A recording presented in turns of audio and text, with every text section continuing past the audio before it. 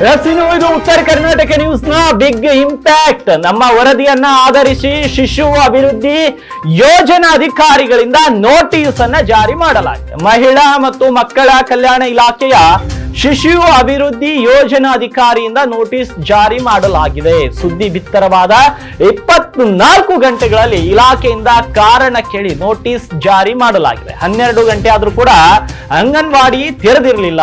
ಅದಕ್ಕೆ ಉತ್ತರ ಕರ್ನಾಟಕ ನ್ಯೂಸ್ ಆ ಕುರಿತು ವಿಸ್ತೃತವಾದ ವರದಿಯನ್ನ ಬಿತ್ತರಿಸಿತು.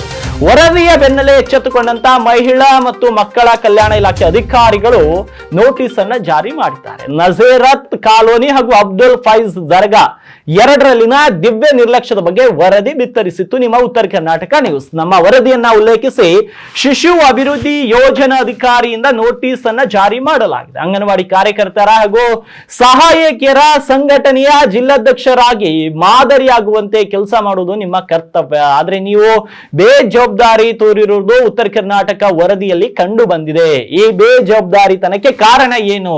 24 ಗಂಟೆಗಳಲ್ಲಿ ಉತ್ತರ ಕೊಡಿ, ಇಲ್ದಿದ್ರೆ ಶಿಸ್ತು ಕ್ರಮಕ್ಕೆ ಮೇಲಾಧಿಕಾರಿಗಳಿಗೆ ವರದಿ ಸಲ್ಲಿಸಬೇಕಾಗುತ್ತೆ ಅಂತ ಖಡಕ್ ಎಚ್ಚರಿಕೆಯನ್ನು ಕೂಡ ಅವರು ವರದಿಯಲ್ಲಿ ನೀಡಿದ್ದಾರೆ.